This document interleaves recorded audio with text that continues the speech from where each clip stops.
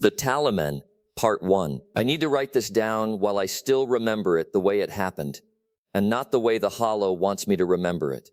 That's the first thing you should understand about this story. The place I'm going to tell you about doesn't just take things from you.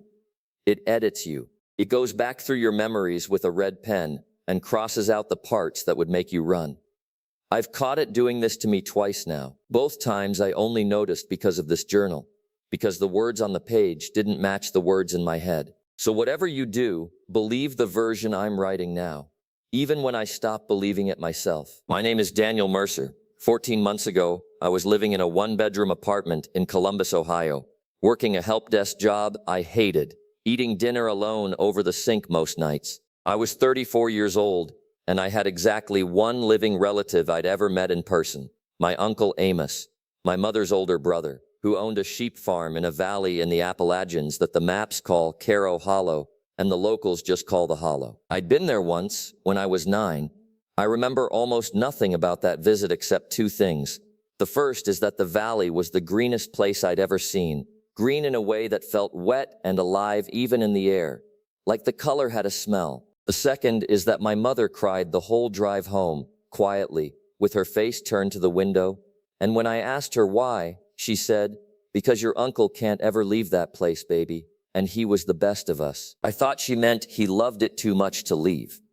That's what you'd think too. My mother died of pancreatic cancer when I was 26.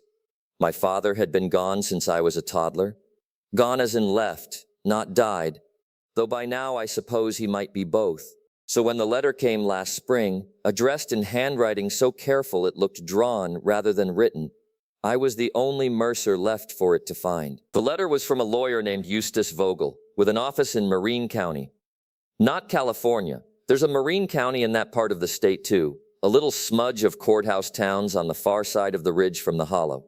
The letter said my uncle Amos Tilford had passed away on the 3rd of March, that I was the sole beneficiary of his estate, and that the estate consisted of 190 acres of pasture and woodland, a farmhouse built in 1911, a barn, assorted outbuildings, farm equipment, and a flock of 62 border Leicester sheep, currently under the care of neighbors. There was no mention of how he died.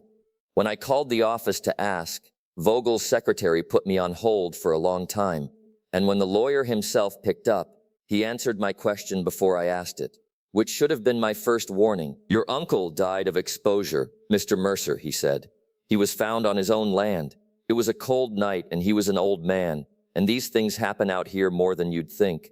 A pause. And then, in a voice that had changed somehow, become softer and more careful, the way you talk near a sleeping baby. "It happened along the boundary line, if you want to know exactly. The western fence. People will tell you about it when you come. I'd encourage you not to ask them to." I should have heard that for what it was, but I heard it the way a city person hears everything country people say, as folksiness, a regional dialect of meaning that wasn't my business to decode. I asked about selling the property instead.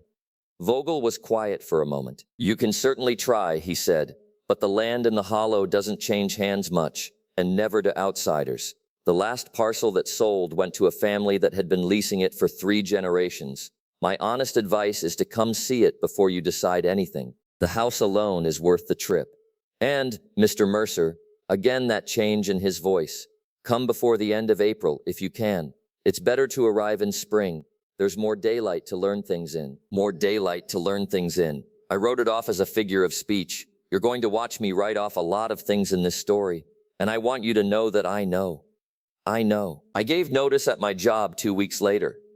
It's hard to explain why, except that nothing was holding me anywhere, and I inherited a farm was the first sentence I'd been able to say about my life in years that made anyone's eyebrows go up. I told myself I'd stay the summer, fix the place up, sell it by fall, bank the money, and figure my life out from there. I packed my whole apartment into my Corolla in one load. That's the kind of life it was. The drive took 9 hours. The last 40 minutes of it were on a road that didn't appear on my GPS. Vogel had warned me about that and mailed me, in the age of satellites, a hand-drawn map. The road was called Quarterline Road, and it left the state route just past a closed gas station and dove into the trees like a thing escaping. The trees came in close on both sides, hardwood and hemlock, and the light went green, and my radio went from country music to static, to something underneath the static that I told myself was a preacher on some far-off AM station. A voice too rhythmic to be random, rising and falling, like a man counting in a language with no numbers I knew. Then the trees opened, and I came over the lip of the ridge, and I saw the hollow for the first time in 25 years. I wish I could make you see it, because everything that happened afterward happened in that landscape. And the landscape is part of the horror in a way I didn't understand for a long time. Imagine a valley maybe 4 miles long and 1.5 miles wide, shaped like a shallow dish with one chipped edge. That chipped edge being the gap where Quarterline Road comes in. The ridges around it are high and wooded and dark, even at noon. But the valley floor is pasture, and it is the green I remembered, the impossible green, field after field stitched together with dark hedgerows and gray stone walls, dotted with white farmhouses and white sheep, with a white church steeple rising from a cluster of buildings at the crossroads in the middle. There were maybe 20 farms in the whole valley. Smoke came up from 3 or 4 chimneys, dead straight, because the air was perfectly still. It looked like a postcard. It looked like the word home looks in the mind of someone who's never had one. I actually laughed out loud, alone in the car, with the windows down and that green smell pouring in. I remember thinking, people would pay millions for this view.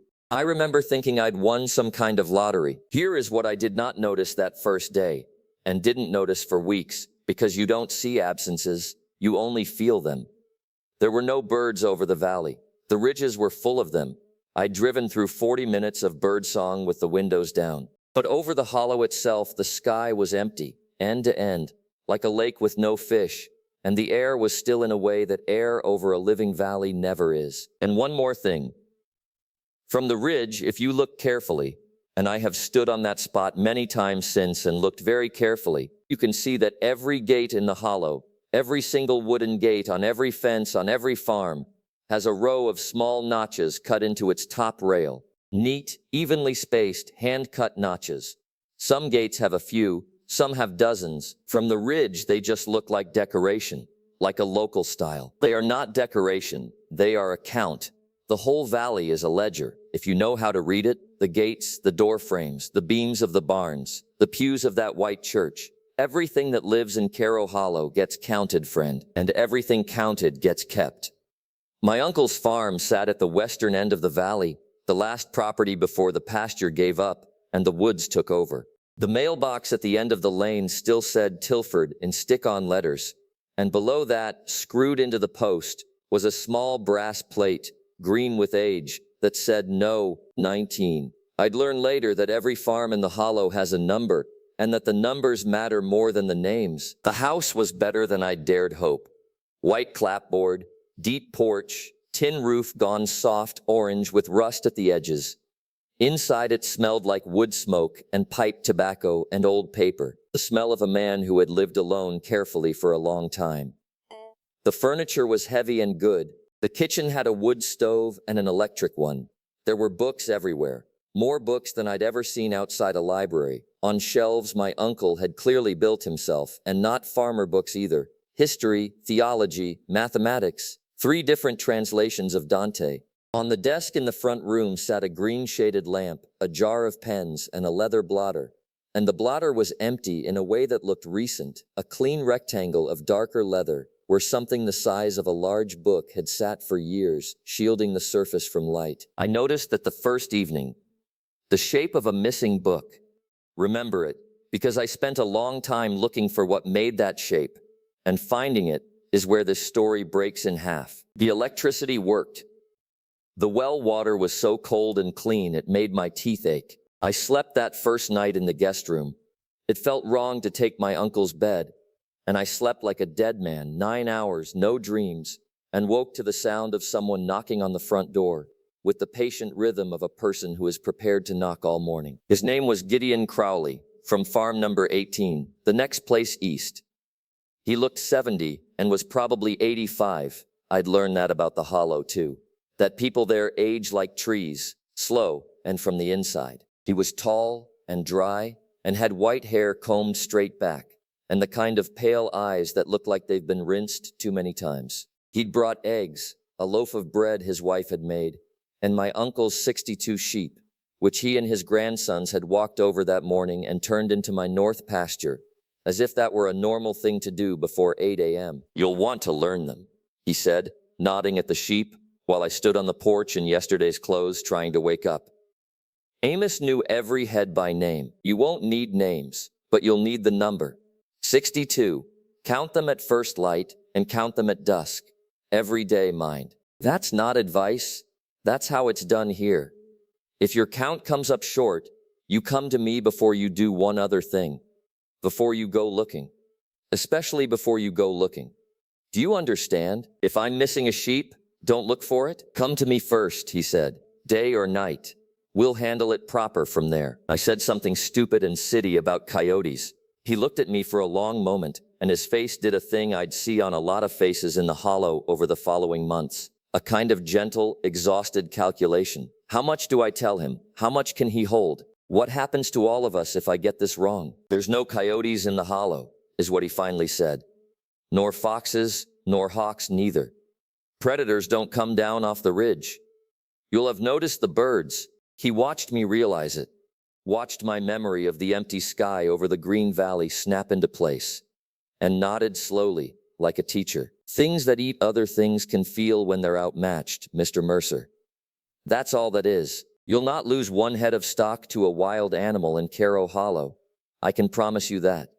It's the best ground for sheep in 3 states. Then why count twice a day? Because it's the best ground for sheep in 3 states, he said, in exactly the same voice, as if he were repeating himself rather than answering a different question. Then he touched his cap and went down my porch steps and stopped. The way they always stop. The people of the hollow, when they're about to say the true thing, with their back half turned. So it isn't quite a conversation anymore, and the words can be denied later. "We were sorry about Amos," he said to my driveway. "He was the most careful man I ever knew. 40 years, never once short, never once over. People will tell you the cold took him and you should let them say it." A pause. The morning was bright and still, and his shadow lay long and thin across my gravel. Lights out by full dark the first while, till you've learned the rhythm of the place. If you hear the bell at the church ring at night, you stay inside until it's done ringing, no matter what you hear in between. That's not superstition, that's neighborliness.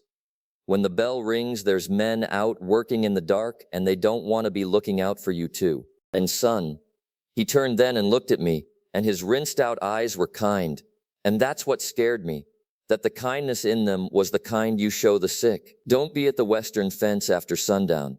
Your uncle would tell you the same. In fact, he'd tell you nothing else. So I've told you for him. Then he walked home along the road, an old man in a clean work shirt under the empty sky. And I stood on my porch, holding a loaf of bread like an idiot. And the thing I felt, I'll be honest with you, because this whole account is worthless if I'm not. The thing I felt was charmed. Rural people, I thought. Local color, a bell, a fence, count your sheep. It was like inheriting a folk song. For 3 weeks, that's what it was. I'm going to give you those 3 weeks quickly, but I don't want to skip them, because you need to understand how the hollow takes you. And it doesn't take you with terror. It takes you with sweetness. It takes you the way warm water takes you. I learned the farm. Gideon's grandsons, Caleb and John Henry, big quiet boys in their 20s, came over every day that first week and taught me the work, feet and worming and fencing and the rest, how to move the flock between pastures, how to fix the creep gate. The work was hard and I was soft, and every night I fell into bed scoured clean by it, in a way no job had ever made me feel. The valley fed me. I mean that literally. Food appeared. Bread, pies, a casserole, half a smoked hog from the Aldens at No 11, honey from the Vance sisters at Nowhere 7, a crate of last fall's apples that were somehow still crisp in April. Everyone in the hollow came by within the month. Every family, and every one of them was kind, and every one of them, before they left, said some version of the same 3 things. Count at dawn and dusk. Inside when the bell rings. Stay off the west line after dark. And I did. That's the thing. It cost me nothing, so I did it. I counted my 62 sheep every morning with my coffee going cold on the fence post. And every evening as the light went amber, and the ridges' shadows came across the fields like a tide. 62 and 62. I was never short. I started to enjoy it, the counting. It became a kind of prayer. I understand now that this is by design, that everything in the hollow that feels like a custom is actually a discipline, and everything that feels like a discipline is actually a defense, and they teach it to you the way you teach a child to look both ways, hoping they'll be obedient long before they're old enough to be told what the traffic is. The notches on my gates, I counted those too, one bored afternoon. The front pasture gate had 62. So did the north gate and the lane gate. Each gate's top rail had older rails bolted beneath it. I'd assumed they were repairs, but when I looked, the old rails had notches too. More in some years, fewer in others, going down and down, rail under rail, like growth rings. The lane gate had 9 rails. The bottom one was gray and soft as cork, and I couldn't count its notches because something had worn them almost away, but it had a different kind of mark on it, a deep crosswise gouge. And below that gouge someone had cut, in letters I could only read with my fingertips, 1OAAD. I asked Caleb Crowley about it, the next day, casually, while we ran fence wire. He didn't answer for so long I thought he hadn't heard. Then he said, "That's from before," in the voice of a man closing a door. And for the rest of the afternoon he worked beside me without one word, and twice I caught him looking at me the way you look at milk you're not sure has turned. That night, I want to be exact, it was the first day of May, my 24th day in the hollow. That night, for the first time, the bell rang. I was reading in bed when it started, a little after 11. One bell, far off at the crossroads, striking slow. Not the way a church bell announces a service, but the way a man strikes something when he's keeping time for other men. I went to the window and turned off my lamp. You could see lights moving in the valley. 4, 5. Lanterns or flashlights, strung out in a slow line along the road that runs the valley's length, all of them traveling west, toward me, toward the woods past my western fence. The bell kept on, patient as a heartbeat, and the lights came up the valley road and past my lane one by one, and I could hear men's voices, very low, not talking, answering. One voice would say something short, and the others would answer it together, a single flat syllable, and then quiet, and then again. Call, response, call, response. It sounded less like a search party than like a procession. They went past my place and onward, and the lights went into the trees at the end of the road where there is no trailhead, and the bell rang on alone for a while. I stood at my dark window, doing exactly what I'd been told, staying inside. And I want to confess something to you now, because it matters later. Standing there, I wasn't frightened. I was jealous. They moved like men who belonged to something. I'd never belonged to anything in my life. And I stood in my dead uncle's house in the dark, watching their lanterns needle through the black woods. And I thought, whatever this is, I want in. Be careful what you ask a valley for. The bell stopped a little after 1. The lights came back out of the woods around 2. I'd stopped pretending to sleep, and as they passed back down the road, I counted them, because by then counting had become what my hands and eyes did with any group of anything. 6 lights had gone in. 7 came out. I told myself someone had been waiting in the woods to meet them. I told myself a lantern had been relit. I stood at the window doing arithmetic against my own eyes, and the 7 lights went back down the valley, and 6 of them turned off at their farms one by one, and the 7th light went to the church at the crossroads, and there it stayed, all night. I know because I sat up watching it. Somewhere around 4, I fell asleep in the chair without meaning to, and when I woke at first light, the window was gray and my neck was a rusted hinge and the church was just a white building again, and on the road in front of my lane, in the dust, there was a single line of bare footprints, going west, adult-sized, barefoot. Each print maybe 30 inches from the next, which is a stride you and I would have to jog to make, walking calm and straight down the exact center of the road. They started in front of the Crowley's place, as if whoever made them had stepped out of the Crowley's front gate, and they went west past mine until the dust gave out at the woodline, and the prints had toes. I want to be clear, they were a man's prints and not a bear's, but every print was identical to every other print, identical. The same pebble pressure, the same toe splay, like a rubber stamp. Real feet don't do that. Real feet vary step to step. Because weight shifts, ground tilts. I crouched in the road in the dawn cold, in the great silence of that birdless valley, looking at 100 copies of the same right foot, the same left foot, marching off the edge of the dust like something walking out of the world, and behind me a voice said, "You're up early, neighbor." I didn't scream, but only because my whole body had locked. It was Gideon Crowley. He was standing in the road 10 feet from me with a wheelbarrow full of lime, and I had not heard him come, and his rinsed eyes were not looking at me. They were looking at the footprints, and his face, I'd describe it if I could. The closest I can get is this. He looked the way a man looks at his own field after a flood. No surprise, no fear of the water, just the long cost of it moving behind his eyes. "Whose are those?" I asked. My voice came out wrong, an octave up. "Last night we were settling accounts," Gideon said, which was not an answer. And then he did answer, sort of in that sideways, hollow way I was only starting to learn to read. "The Alden's boy got married out of the valley. You may have heard. Sweet girl. From past the ridge. There's paperwork when a family's number changes. Folks get walked through it." He set the wheelbarrow down and straightened his back and finally looked at me. "It went fine if you're asking. Everything's square. You go on and have your breakfast." "Mr. Crowley?" I pointed at the road. "Those prints are all identical. Every single one." And Gideon Crowley, 80-some years old, deacon of the White Church, the most respected man in Carrow Hollow, looked down at the footprints of the thing that had walked past both our houses in the night, and said, gently, like a man correcting a child's grammar, "That's because he only ever took the one step, son. He just takes it as many times as he needs." Then he picked up his wheelbarrow and walked on, spreading lime along the road edge as he went, white handful by white handful, the way you'd salt the rim of something you didn't want crossed. And I went inside and did not have my breakfast. I sat at my uncle's desk staring at that clean, dark rectangle on the leather blotter, the shape of the missing book, and for the first time I asked the question out loud, alone in the house. "What did you know, Amos?" The house ticked. The clock in the hall, I'd wound it my first week, liked the company of it, had stopped at some point in the night. The hand stood at 2:07. I started looking for the book that afternoon. I won't walk you through every drawer. I'll tell you what I found, in the order the finding mattered.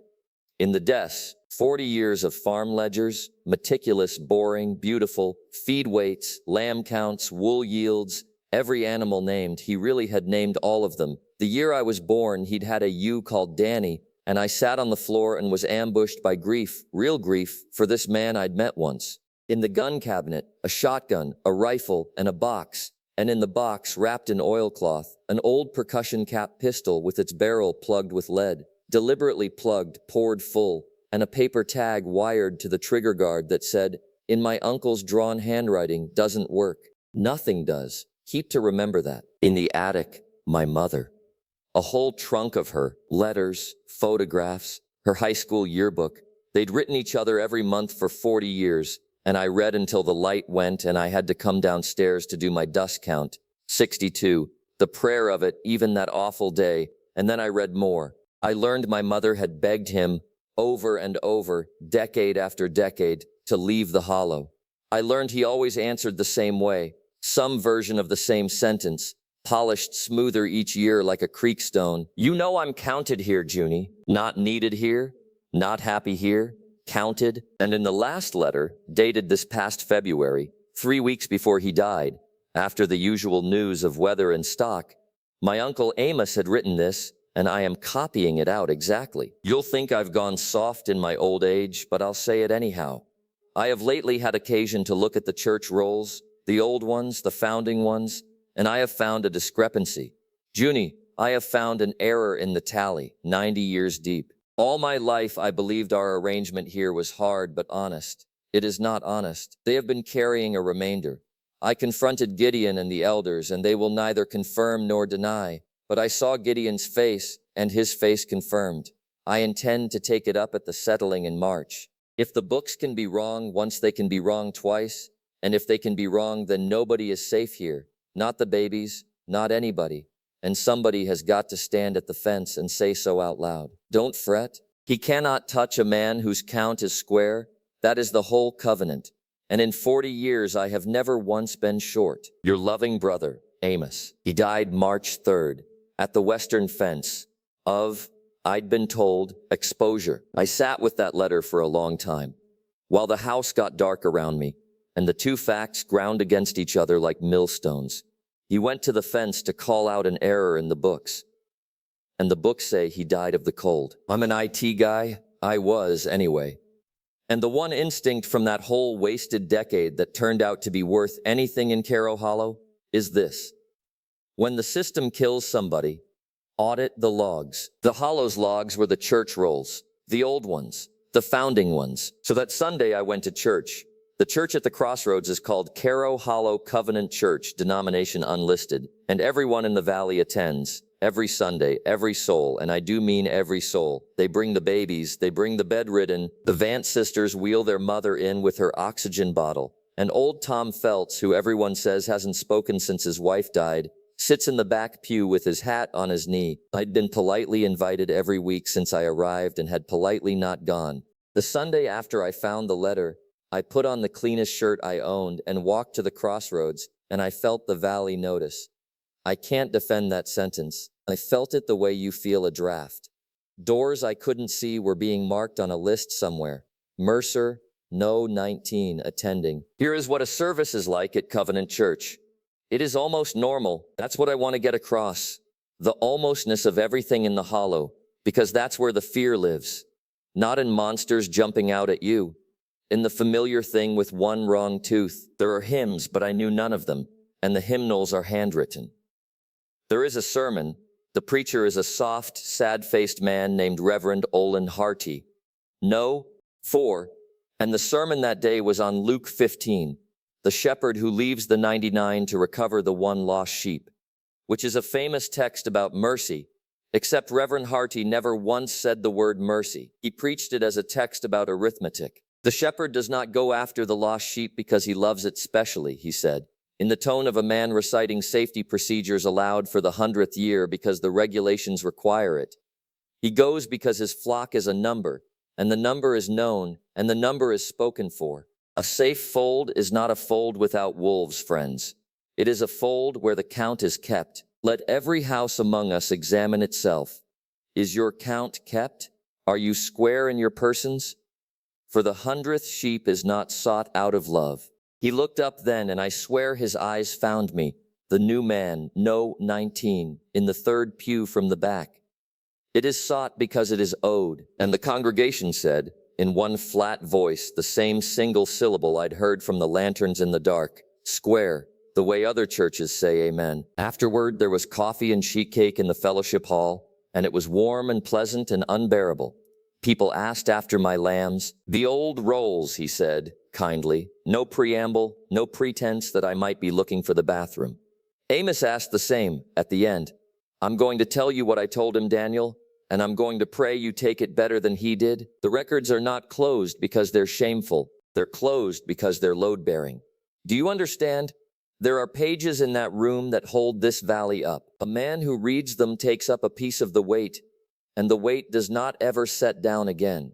Your uncle carried his 40 years, and then went looking for more to carry, and it broke him, and we buried him, and I had to write the letter that brought you here, which I would have given my right hand not to write. His sad face was very close to mine, and his voice had dropped to a whisper, and the whisper had a tremble in it. Sell the farm to the Crowleys. They'll pay fair. Be gone by midsummer before you're... And he stopped. Stopped like a man stepping back from a hole. Before I'm what? He smiled. It was the worst smile I've ever been given, because it was real and it was sorry. Before you're counted, son, he said, there's a grace period for inheritances. You are inside it. The day it closes, this conversation will not be possible anymore, and neither will that sale. And he turned and went back toward the coffee and the cake and the warm, pleasant, unbearable people, and over his shoulder in his pulpit voice, just once like a bell. 19 has always been a heavy number in this valley, Mr. Mercer. I want to tell you I went home and packed the car. You know I didn't. I have asked myself 10,000 times why not, and I've only ever found 3 honest answers. 1, I didn't fully believe, yet, in anything beyond a valley full of folk religion and one strange set of footprints. Belief came later, in pieces, each piece arriving exactly one day too late to act on. 2. My uncle had written somebody has got to stand at the fence and say so out loud, and he was the best of us, my mother said. And I had spent 34 years being the best of nothing. And 3, the true one, the one that shames me, the grace period. I'd been told I had until midsummer to walk away clean. Nothing makes a man feel safer than a deadline he believes in. The Hollow knows this. The Hollow has been managing arrivals and departures for 200 years, friend. Of course there's a grace period. There's a grace period the way a lobster trap has a wide, easy, welcoming mouth. May in the valley was beautiful and wrong. In the specific ways I had finally learned to see. I'll inventory them for you, the wrongnesses, as I logged them in those weeks. Because I'd started keeping this journal by then, the one you're reading, in a yellow legal pad from my uncle's desk. The mornings are silent. No birds, ever, anywhere below the ridgeline. But on certain mornings, I logged 9 that month, the silence has a texture to it, a pressure, like the air over the fields is being used by something. And on those mornings, the sheep all stand facing west, all of them. Mine, the Crowleys, every flock in the valley, every head turned the same direction like iron filings, motionless, sometimes for an hour, and then some tension lets go, all at once valley-wide, and they put their heads down and graze and are ordinary sheep again. The dust on the western road shows footprints some nights. Always barefoot, always the same single repeated step, always headed into the trees. I never again saw them pointing out. Lights in the woods past my western fence. Not lanterns, slower than lanterns, and a color I have a hard time writing down. The nearest I can do, it's the color you see when you press your eyes shut hard, that not quite green that swims in the dark behind your lids. That color, drifting between the trunks, patient at a height that would be a tall man's chest. And once in broad afternoon, May 19th, a sound from those woods like a clock tower being tortured, a single iron note, bent and wrong, that rolled across the whole valley and made my flock bolt east in a body, and made me drop the post-hole digger and clamp my hands over my ears. And when it faded, I heard, from the direction of the Crowleys' farm, carried on the still air, the sound of Gideon's wife screaming. Not in pain, in argument. It isn't time. It is not time. It is not the day. You know it is not the day. And then nothing, a nothing that lasted the rest of the afternoon. And at dusk, Caleb came down my lane on the tractor and told me, not meeting my eyes, that his grandmother was fine, that a kettle had burned her, that I should pay no mind, and that the family would be grateful. Here he did meet my eyes, and his were wet and furious and terrified. Grateful, he said. If I do my counting extra careful a while. All my life they told me he can't make mistakes, Caleb said, very quietly, gripping the tractor wheel. He doesn't make mistakes, Danny. But lately, he looked west. The sun was going down into the woods and the trunk stood against it like the teeth of a comb. And somewhere in there was a chest-high swimming light that had learned to ring like a bell. Lately he counts things twice, Caleb said. Granddad says when the books were made, there was a remainder carried, and a carried remainder gathers interest, and now the interest is coming due, and every farm's got to be perfect, till the elders settle it. So count careful, neighbor.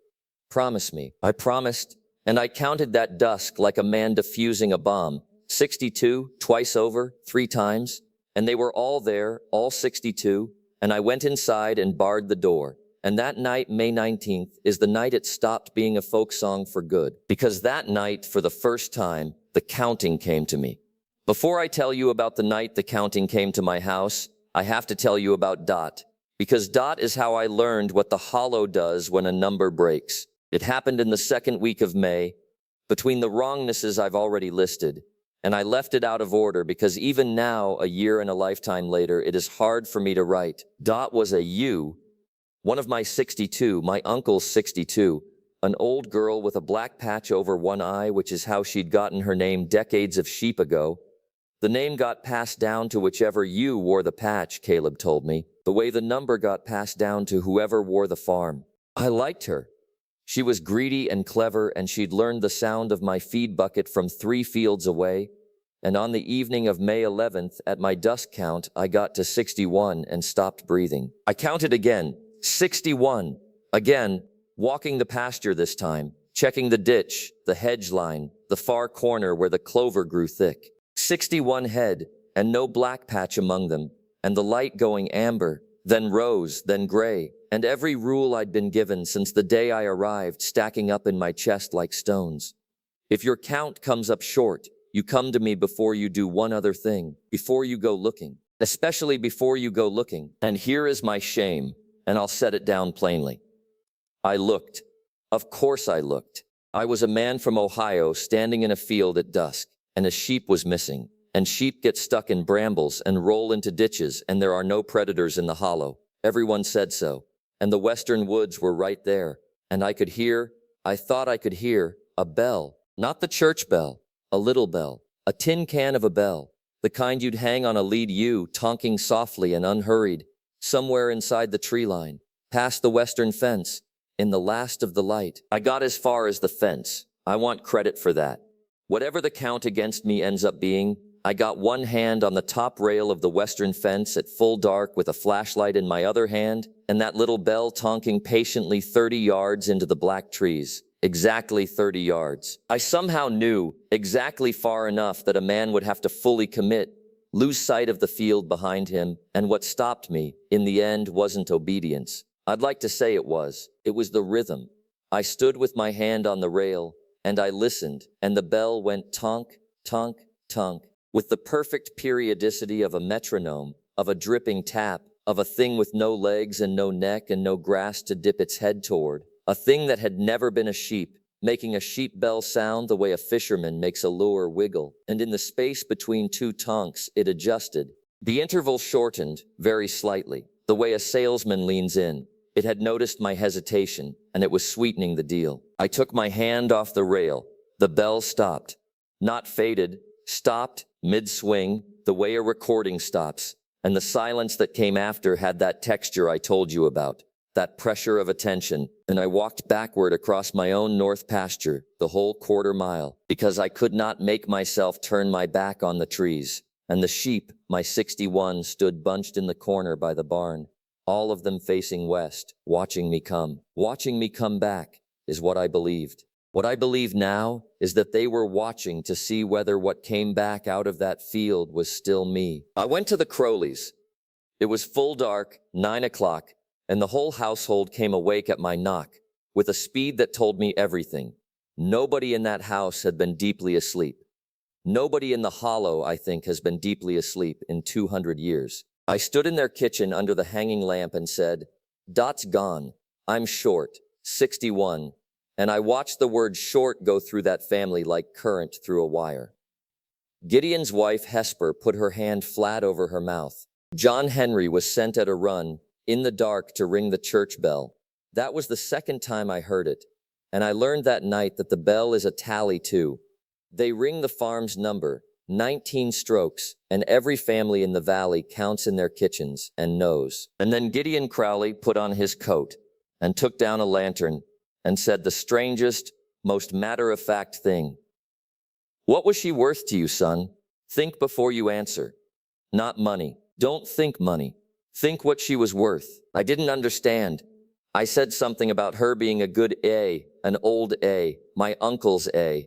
He shook his head, patient as a stone, and his wife came around the table and took my hands in both of hers. Hers were ice cold, and explained it to me the way you explain to a child why the stove is hot. And her explanation is the closest anyone in Carrow Hollow ever came, before the end, to handing me the truth whole. Nothing is taken in this valley, Daniel, Hesper Crowley said. Things are bought. That's the covenant. That's the whole of it. He cannot take. He can only collect what's owed and buy what's offered. A thing wanders past the west line of its own 4 legs. That's an offer. He'll pay for her. He always pays. And the price of a thing is set by what it was worth to the one who lost it. Her cold hands tightened on mine. So you stand in my kitchen before the men go out, and you get your heart right, and you tell the truth out loud about what that animal was worth to you. Because if you loved her like an old friend, He will pay you for an old friend. Do you understand me? And there are payments, child. And here her voice dropped to nothing, to a shape her mouth made around silence. There are payments a man cannot survive receiving. So I stood under the hanging lamp in a neighbor's kitchen, 34 years old, and I said out loud, while the family watched me with their grave rinsed eyes, that Dot was an old ewe past lambing, that I'd known her 5 weeks, that she was livestock, only livestock, that her worth to me was $40 and not 1 cent of feeling more. I denied her 3 times before the men went out, like Peter in the courtyard, and Hesper Crowley nodded at each sentence the way a midwife nods at a contraction. Good, good again. The men were gone 4 hours, 6 lanterns out, and, that night at least, 6 lanterns home.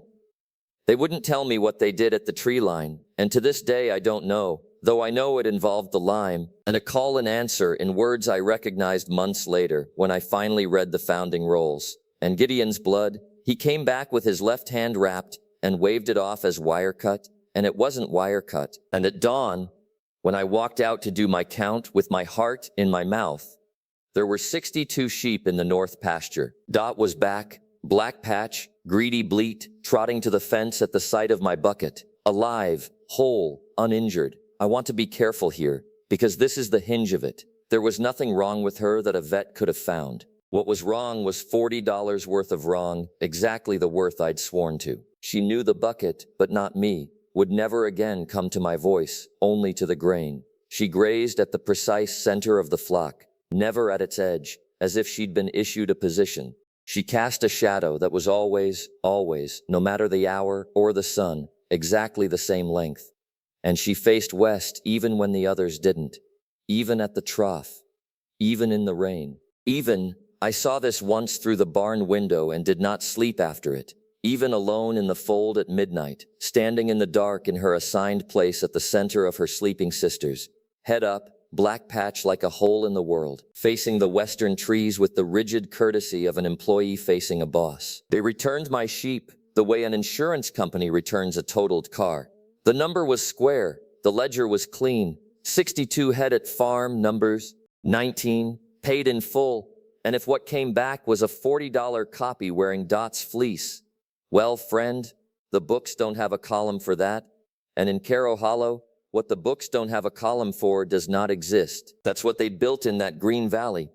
That's what the founders bought 200 years ago with their carried remainder and their notched rails.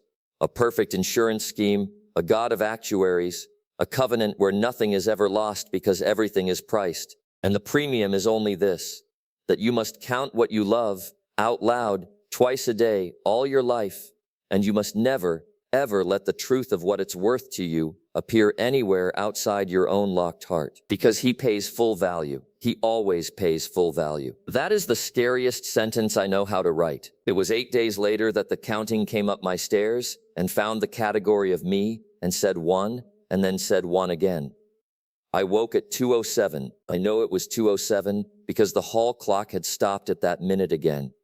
I'd rewound it twice since the night of the lanterns, and both times it had run perfectly until it didn't. And I lay in the dark of the guest room knowing, the way you know in the dark, with the skin first and the mind catching up, that the house was not empty in the right way. You know how an empty house feels around you? That neutral hum? This was the other thing. This was the feeling of a library, or a doctor's waiting room. The feeling of being in a place where attention is happening. Then I heard the porch boards. One step. Just one, that single creak of weight that a man's foot puts on the third board from the door, the board I'd been meaning to fix, and then the same creak again, the identical creak, identical in pitch, in length, in the little dry complaint at the end of it, the same step, taken again and again, not crossing the porch, not going anywhere. One step, repeating, on the same board, each one a perfect copy, like a sound played on a loop, except between them I could hear the porch swings chain shifting and a slow displacement of air against the front of the house, as of something very large arranging itself politely in a small space. And then it counted my house. I don't know how to make you hear what I heard. There was no voice, that's the thing. There were numbers without a voice. Imagine the way a thought sounds when you read that interior speech that isn't sound. And now imagine it isn't yours. It's coming from outside you, through the wall, through the window glass, and it is enormous, the interior voice of something the size of weather. 1. The window frames hummed. 2. The water glass on the nightstand rang, a thin, sweet chime. 3. Downstairs, my uncle's books shifted on their shelves, all of them at once, a soft, leathery shrug along every wall of the house. It was counting in no hurry. It counted up through numbers I felt in my back teeth and the roots of my hair, and I understood, lying rigid in my dead uncle's guest room with the quilt clenched in both fists, that it was counting everything. The pains, the nails, the books, the spoons, the dust, that it knew the number of every category of thing in that house the way I knew my own name, and that the counting was not a search, it was an audit. The numbers climbed, and the house trembled gently like a struck tuning fork going still. And then the counting arrived. I felt it arrive, at the category of me. There is no other way to put it. The attention came up the stairs without footsteps. It came under the guest room door like cold off a glacier. It stood in the room with me, filling it the way water fills, and the interior voice that was not a voice said, with what I can only call satisfaction, a ledger keeper's satisfaction, the pleasure of a sum that resolves. 1. And then, and this is the detail I have turned over more nights than I want to count, this is the detail I need you to carry into part 2 of this account. Because everything that is coming hangs from it. It said, 1. Again, a second time, not the way you repeat a number for emphasis, the way you count 2 things, 1 and 1. The cold went out of the room like a tide. The porch board creaked its single identical creak, some number of times, diminishing down the lane. Far off, once, very softly, the church bell at the crossroads rang, not rung by ropes and men, a single shy resonance, the way a bell will answer a bell. And then the valley's silence closed over everything like deep water, and I lay awake until dawn with my heart slamming, doing the only thing I knew how to do anymore. Arithmetic, there is one of me. I am one man, alone in a farmhouse, the last surviving Mercer, single occupant of farm number 19. It counted my house, and when it got to the warm-blooded souls under my roof, it counted 1 and then 1 more. At first light, I did something I had never done in all my careful weeks of dawns. I skipped the flock count. I walked straight past my 62 sheep, all present. I could see that from the porch. And anyway, by then I'd stopped believing the danger had ever really been about sheep. The sheep are training wheels. The sheep are how the hollow teaches you the discipline before the discipline is needed for the real inventory. And I drove to the crossroads, and I hammered on the door of the white parsonage until Reverend Olin Hartree opened it in his shirt sleeves with shaving soap on his jaw, and I said, it counted me twice. I will never forget what his face did. The sad softness went out of it like a light switched off, and what was underneath was not unkind, even then, but it was rapid. It was triage. It was the face of a man in a flood deciding in half a second what can be carried to the roof. He pulled me inside. He shut the door. He put both hands on my shoulders, and his hands were shaking, and the shaving soap made him look absurd and clownish. And that made it all infinitely worse when he said, listen to me, listen. Did it touch the marks on your gates? Did it add a notch? I said I didn't know, I hadn't looked, and he made a sound, a soft moan, the kind of sound that has a prayer's shape but no words left in it. And he went past me to his own front window, and looked out at the white church across the road, as if checking that it was still there. And then Reverend Hartree told me the thing they had all been not telling me since the day I drove down into the green. The grace period for an inheritance is 90 days, he said, to the window. Yours has 31 left. For 31 more days, Daniel Mercer, by the oldest law of this valley, you are a guest, and a guest is not counted, cannot be counted. His name is in no book and no notch is cut for him. That is the whole protection. There is nothing to collect because there is no entry. In 200 years, it has never once looked at a guest. It does not see guests. They are arithmetic that has not happened yet. He turned around, and the morning light came through the window behind him, so I couldn't see his face anymore, only his shape, dark in the doorway of his own parlor, And the shape said, "So if it stood in your room and counted you, and counted twice, then one of two things is true, son. Either the tally is broken deeper than even your uncle feared, and not one soul in Caro Hollow is square, and God help every family and every child from here to the ridgeline." I heard him swallow. "Or there is somebody in your house that nobody knows about, and he found them first, somewhere behind me, back at the western end of the valley. Faint but unmistakable in that breathless air, my own farm bell, the rusted one on the barn, the one I had never once rung, whose rope had rotted off a decade before I came, began, slowly, to ring." End of part 1.